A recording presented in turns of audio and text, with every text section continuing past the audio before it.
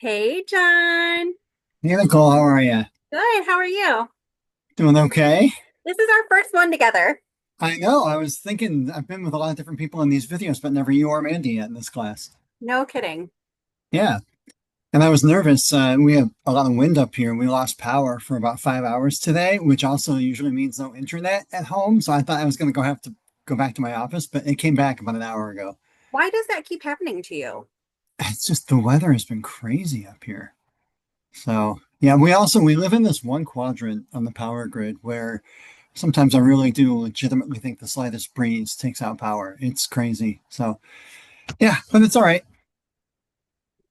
So it popped back on, or how long was it It up? came back on. Yeah, I actually found out before I even left work. I left work about 4:30 and found out it had just come back on. So What which is heck? good. Yeah. Oh, there's I'll decline it. I, Oh yeah, I've had that follow me around before in Zoom. I didn't know it followed me. I thought it was just a Teams thing. I'm not Hmm, techie, but it has, that's all right. oh, record it. Don't record it. Hey, once Mandy joins us, do you want me to do a backup recording just in case? Yes, because we had to use Josh's backup for the first one. Oh wow. Okay. Yeah, I can do that. I'll just hold on to it. I won't do anything unless I hear that yours didn't work. I figured this was the first time I've ever uploaded a video to YouTube. Um, but that made me jump it on. Hey Mhm. Mandy. Um, but I finally figured out after like an hour and a half. Yeah. Hey, Hey, Mandy, how are you? Hello, I'm good. How are you guys? we're I'm doing all good. right. I Almost power up I'm there. amazed I can think and focus enough to actually do a Zoom meeting this week. It's been crazy. It's only Tuesday, but Um, I hear you. it's I was drained leaving work today, and I could not even explain why. yeah, Because it's our graduation week and everything is just chaos. Finals and I'm helping organize graduation. It's wild. So yeah, insane. yeah. So yeah. Oh, you're already recording, right, Nicole? Yeah, I think it was automatic, but just in case. Yeah. So once we're ready to really dive in, I'll start the backup recording. I think you might have to give me permission to, but so yeah, just let me know when you want to get going. Um, Hey, whenever you guys are, do you have your thoughts? okay, you guys ready to just dive Yeah, in? All yeah. right, I'll start a backup. Um, okay, and then I think you'll have to approve that, Nicole. There Yep. we go. All right, cool. We got a backup going. All right, Week 7. Are we yay. done? home All stretch. right, That's cool. right. And we're talking about validity and trustworthiness.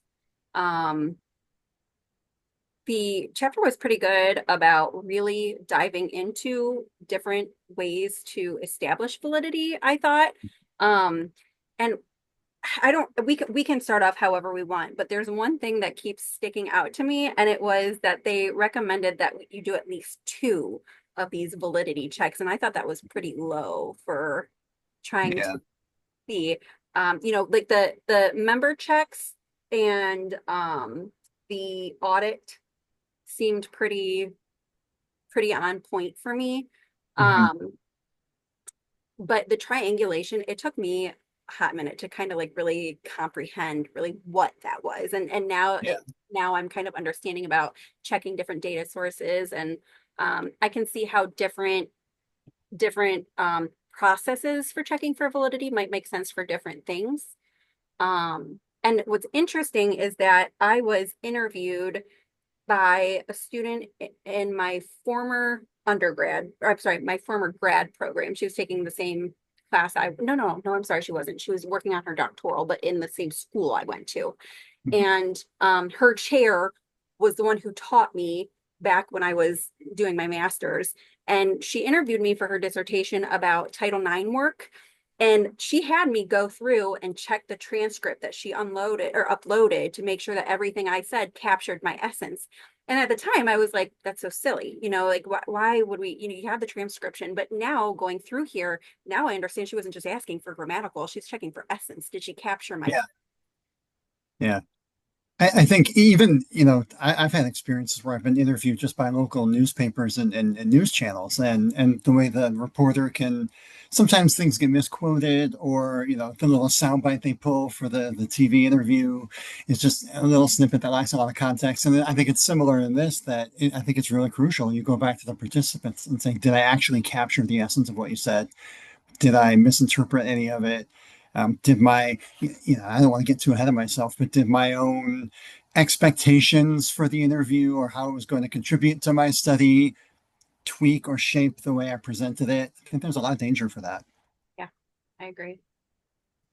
So I, when I was reading the prompt for this week's discussion and thinking about the content of the chapter, I was struggling to like narrow it down because in reading, I think there was something that Dr. B put in her email to us this week that it felt like everything is situational.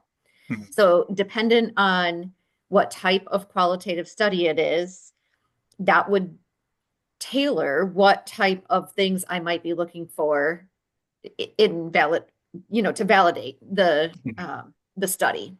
That's, Um, they did say something like that, right? They said something like, and that caught my attention, Mandy. It was something about there might not be as much emphasis on the narrative, but like an mhm. ethnography or grounded or might have been a case study. Yeah. There's much more. That's a really good point. I forgot that that stuck out to me as well. Sorry to interrupt. No, that's fine. So yeah, so thinking about, what would my own I can't remember what was the question for the discussion prompt for this week was, Talking about our oh no, I've perspective. lost it. Who has it Kind of written your own down? approach to evaluating validity. Yeah. So, my own approach, like I don't know that I can say this is how I would do it because I really believe that how I would do it, I might be able to find some common elements regardless of what type of study it is. But otherwise, for the bulk of it, I feel like it will be situational and depend on what the content is. Like, were they doing interviews? Were they reviewing data after the fact? Um, was it kind of that case study lived experience where, it's a longer study and they're integrated within the setting of whatever it is that they are creating their qualitative study on. So I don't know, I'm a little challenged by this discussion personally. You know, I had exactly the same thought this afternoon while I was really trying to think about what I might say, because not only, I mean, the second half of the chapter, which a lot of the chapters in this book have done this, and said, okay, here's the five research approaches, and here's how the main theme may differ depending on the approach. But some of the checks on validity were so different depending on which research approach you're talking about. Mhm. I don't want to go back a whole week too much, but I thought about this even last week as I was working on the general data analysis assignment and also the data analysis part on my study design, where in the general one, I was talking very generally. I mean, I probably overcompensated, but I even added a comment with Dr. B when I turned it in. I said, this sounds like it was written by AI. It is so generic. I apologize. And I swear she's going to watch this. So I swear it was not written by AI, but it felt that way because it was so general. But then when I got to the study design part, I still struggled, like you said, Mandy, because I know what I think I want the study to be, but until I really get the wheels going on it, it's going to be hard to Mhm. know how to approach that. And I think it'll be the same way with this, where I think, and I don't want to take too much of the spotlight here and we can go more back and forth, but to me, it really comes down to, does the study do what it says it's going to do? And does it have a couple of key checks? I mean, is it following ethical procedures? Is it focused? I mean, there's other parts to it that we can talk about. Did the researchers really make it clear what their, potential biases are, or positionality? Because that's key in this kind of research. But other than that, and again, we can go into more depth as we go back and forth. It's really hard to pinpoint it. Something you said just triggered me to think, and I think it was Wolcott. I dismissed something he said for his evaluation. I think it was Wolcott. and it was about understanding. And at Mhm. first I was like, but there's so many other ways, the authenticity, the transferability, there's so many different ways. And he's saying Mhm. none of that makes sense, right? That you just seek to understand. But instantly, just as you were saying that, I was like, oh, that is such a great starting point, right? You've heard the phrase, listen to understand, right? Not to be right or not to how to convince somebody, but you're seeking to understand what the other person is saying. And I think that's such a really good foundation for your qualitative research because your whole goal, you might think, this is something that's been weighing on me, is that I think I know how the data is going to go for my dissertation with the veterans, but part of me thinks maybe it's not going to go that way, and I don't know how I'm going to feel about that, and that's something I'm really going to have to consider with my positioning about, Mhm. I anticipate in one way being validated that Yeah, I anticipate this to turn out this way, but in another way part of me knows that veterans persist no matter what. yeah. Sometimes there's just a really they were trained to fight and trained to keep going. And so I see persistence higher sometimes. Um, so I'm really gonna have to pay attention to validity with my study because I can already feel my biases and my thoughts that are gonna want to get in the way and I'm gonna Mhm. have to get out of my own way. So this That's really I think about that probably more than any other aspect of this. And I guess I'll just name this so I can cite it as a reference when we post this. The Howe and Eisenhart list, I think it's on page 301 in Creswell and Poth. That's the one that stuck out to me the most, but also because it really emphasizes what you said, that you've got to position yourself and acknowledge your biases. And more than anything, in everything I do and write, even outside of this program, I'm always trying to be mindful of if a perspective comes my way that doesn't mesh with my own biases or my own expectations for how I think things ought to be, I sometimes will double down to make sure that that alternate perspective is presented because it's not, to me, it's not ethical research and it's not a well-written study if you don't present things that directly contradict the initial expectations you had and even the initial purpose statement or thesis that you have before you really dive in. Well, so both of you have said things that have kind of brought me over to the trustworthiness side of Mhm. this discussion.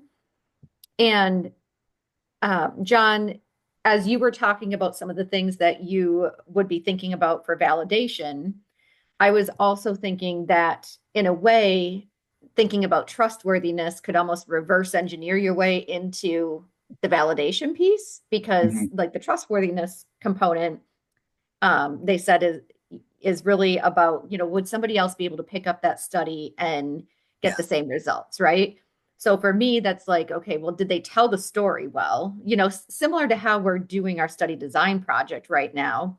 Have they provided us with enough information that somebody else feels they could kind of pick that up and repeat it?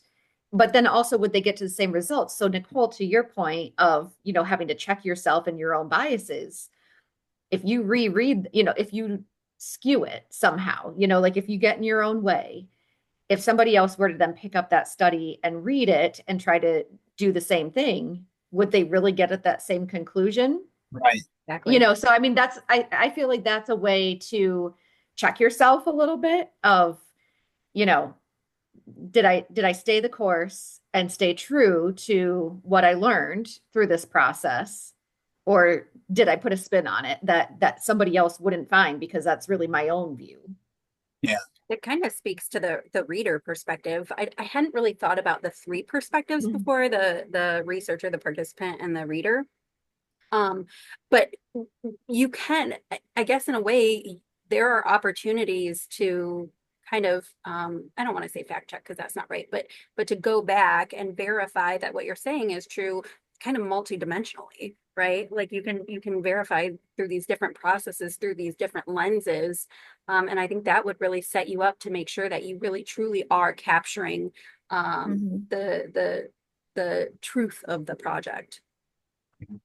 That's been something that has been really interesting for me, really through this whole class in this process is most of the things I've written in my life, whether professionally or as a student in other, past lives, it's been my perspective above all else. This is my argument I'm trying to put out there. some sort of persuasive approach to it.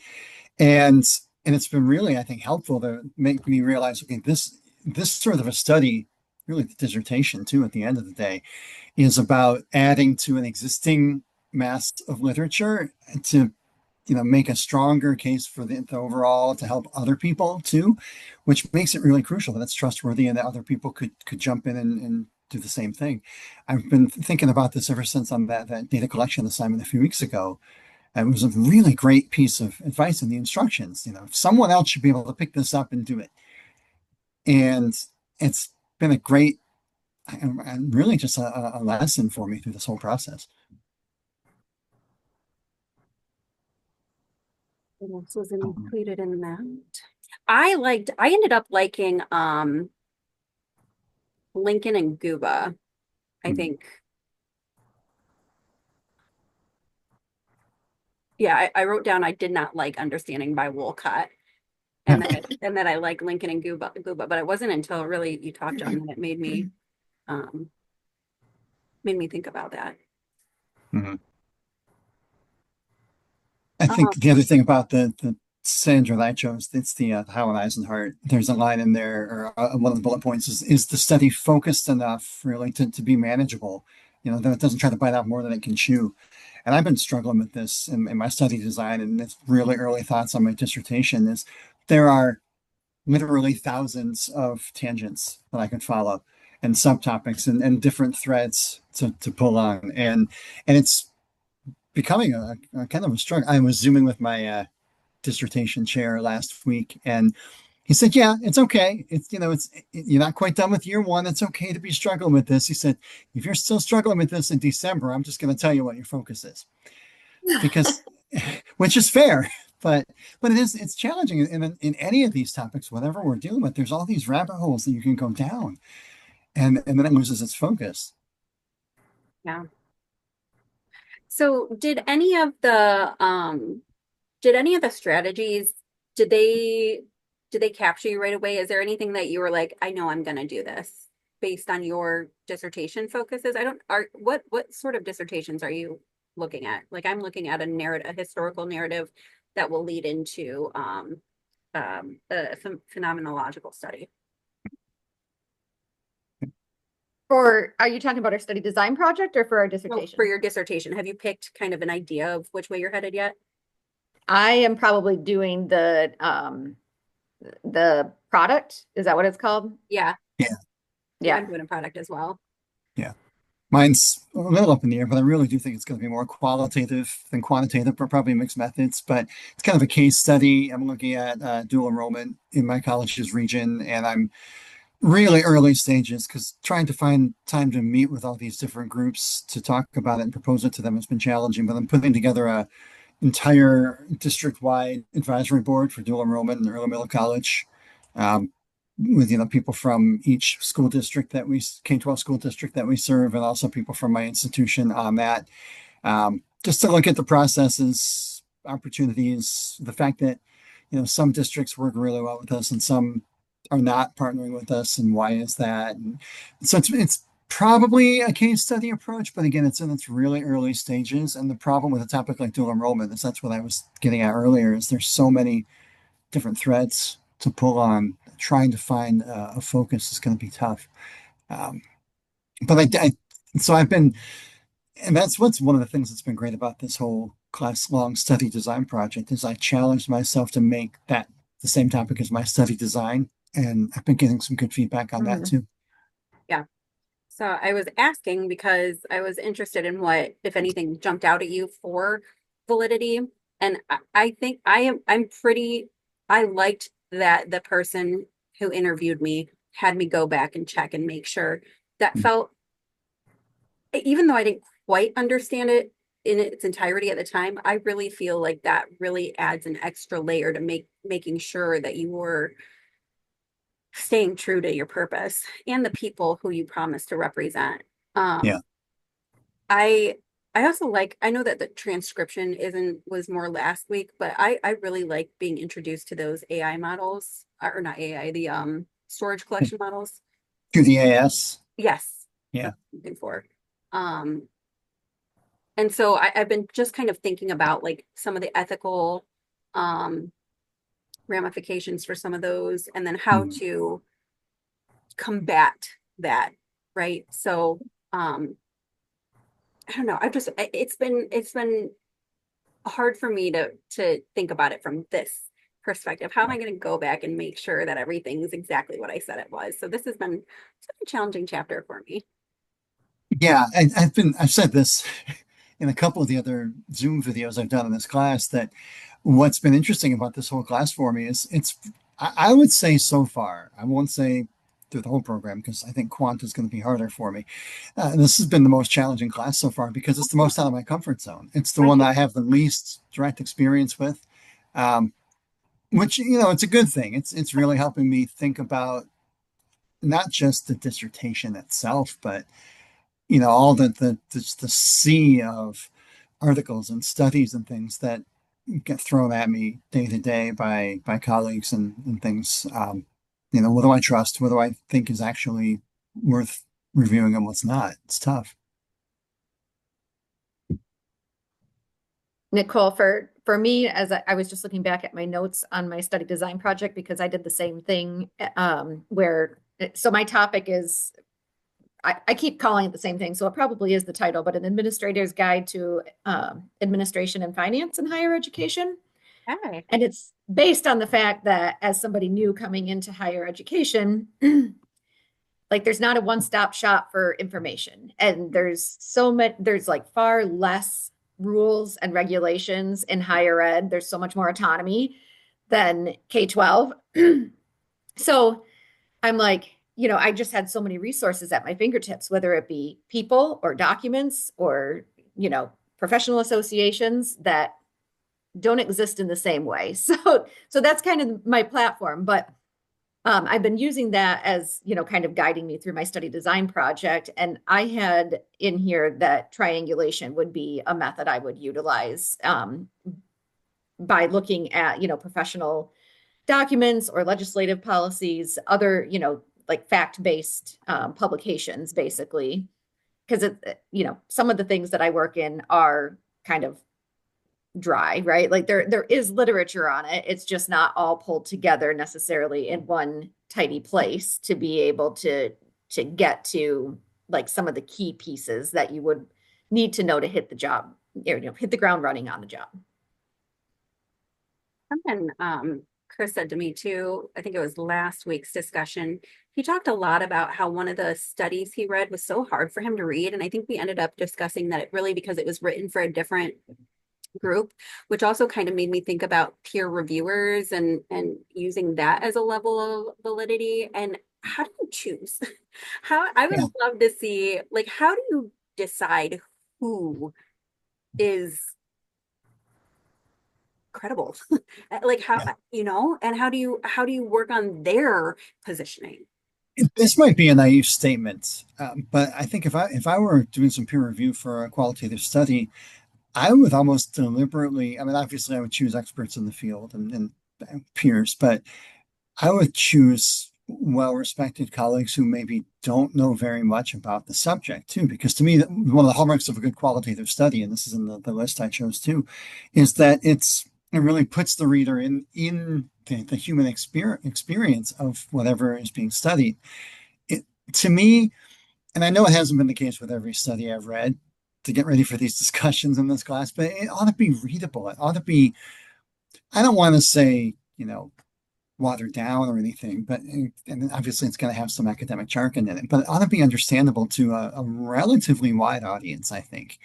Um, that's been the drum I've been beating my entire career. Is I think the more we get buried in the weeds of jargon, that's one of the reasons that higher ed sometimes has the reputation it does.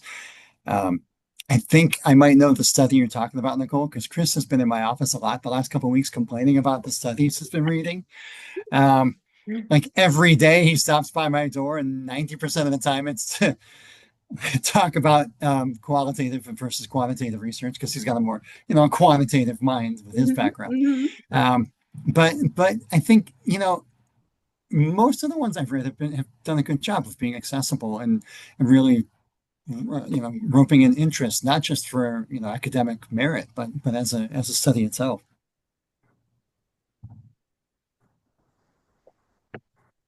Let's take a look at this prompt and make sure we're hitting everything. So share your Sure. perspective on what might be called validity. You may choose to adopt a perspective of a single source, meld your own, or create your own. Discuss similarities and differences in your perspectives. Hmm. Well, I it kind would, of sounded to me like we were all in a melding slash Yeah. creating our own. yeah.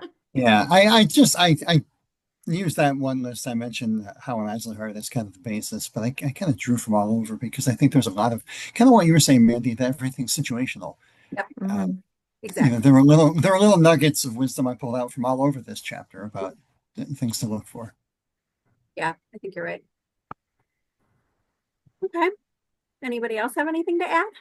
I made some notes this afternoon on specific things I wanted to make sure I hit, and so it's a little awkward to stop and read them, but No, that's okay. I'll look for mine um, too. yeah, I think I brought up all of the key points I mean, it kind of goes without saying, I hinted at this earlier, but another thing that I really want to make sure I'm mindful of is, ethical standards, um, anonymity of the participants. And I keep going back to the different perspectives. I won't name the district. It wouldn't matter if I did, but um, to be ethical, I won't name the district.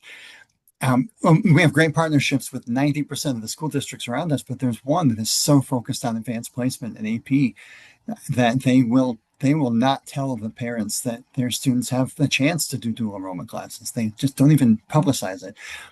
And obviously, if I do a study and I'm talking to the superintendent or principal in that district, I have to let them say their piece. And I have to incorporate their perspective into the finished product of this. I can't, and I got to avoid editorializing too much, despite my own thoughts about what they're saying. So So that's going to be a real key thing for me. I feel like I answered my own question and kind of spoke to you here, but I had written this in my notes. I like the idea of ethical validation, questioning underlying moral assumptions. So Mhm. I could see, and I wrote down this relates to reflexivity to me. So I could see Yeah. how maybe ethical validation kind of relates there because, you know, you've got Mhm. a you've got an idea of how you think this district should operate and then how they do operate, Yeah. right? And your position on all of that. And and you're right, you have to take their truth. Mhm. Well, even in the very first week of the study design project, I thought it was great feedback. I just, wrote in my own voice and I said I want to analyze shortcomings in partnerships between us and the K-12s. And Dr. B said, well, don't say shortcomings because you're presuming a negative right away, Yeah, and to approach it more objectively. And then even that, which, in hindsight, yeah, that makes total sense. It should seem obvious, but it's good to keep that in mind. same with your questions. She did the same thing with Mhm. mine. You might want to be careful about your leading questions here because you're leading them into stating a Yeah. negative statement. And she's Yeah. right. Because I anticipate it to be negative. So Mhm. which of these communications were negative, you know? Yeah. So And it's that makes them think, well, I didn't think any of them were, but now that you mention it, yeah. yeah. All right. Mandy, you have Yeah. anything left on your notes that you want to add? No, I'm good. Me too. All right, James, how about cool. you? I'm all set. All right, good one, guys. Yeah. All right, cool. I'm gonna stop my recording here, just even though it's just a backup. Okay. I'll save mine. I'll upload it to YouTube and I'll get it on there tonight and it will go much faster than it did for us last week. Oh, you guys All were there, right. but I did tell John a little. Yeah. I learned. I No, learned. hey, it's only Tuesday. We have time. Well, I don't, John, we have 2 days break between this class and the next. I tried calling Ann today and she didn't answer. I actually was over in the building she's in when she's Yeah. on campus and she wasn't there today either. So then I tried calling her and she didn't answer. I don't even understand how the course could start on the 9th because Chris the and I were semester talking doesn't about even that start. yesterday. 3 weeks before we get together face to face seems, Well, she did tell yeah. me in the email when she responded that everybody's face-to-face sessions are spread out because they wanted, is her name Debbie, who's taking Mhm. over for, That dissertation. Yeah. yeah, For they wanted Sandy. her to be able to meet in person with the Mhm. cohorts. And something about like, so I don't know, she's going to Texas also. So she's like, yeah, the timing is a little off for how we're Yeah. meeting in person. But I still was like, but commencement is the 9th and 10th. Like, why would we be starting a class at the end of basically Yeah. spring Well, and semester? also the actual dates on this course are, it says it ends May 9th. which I know it doesn't. I know our Yeah. last assignment is due the 7th, but so Yeah. I don't always trust the dates on So the I don't know which actual. one and I don't even know where you go in Canvas to see what the dates are on the next course because I haven't even found that yet. I went into the all courses section, and that's where I saw it wasn't even published yet, and it says it starts May 20th. All courses. All I know is as soon as Mandy said, I'm going to create my own personal break, I was like, I'm going to jump on that train Uh, because there's no way I can jump from qual to quant and be Yeah. mentally well. This, John, I'm telling you, this was absolutely the hardest class for me. Oh yeah, oh I yeah, I agree. see it there now. Um, I gotta, So, anyways, I'm gonna if I can get her on the phone, I'm gonna double check with her again yeah. because I mean No, the yeah. course has to be open for us to do it. So if it doesn't open Mhm. till the 20th or a Yeah, few days before that, so Mad be it. about that. Oops. Yep. exactly. Yeah. All Okay. All right. right. Well, Well, thanks so much for your time good tonight. luck on all the rest of your final work in this class. And if whatever date the class actually starts, we'll see you on May 30th. All So, right. Sounds yeah. great. Bye. Bye, you All guys. right. Bye.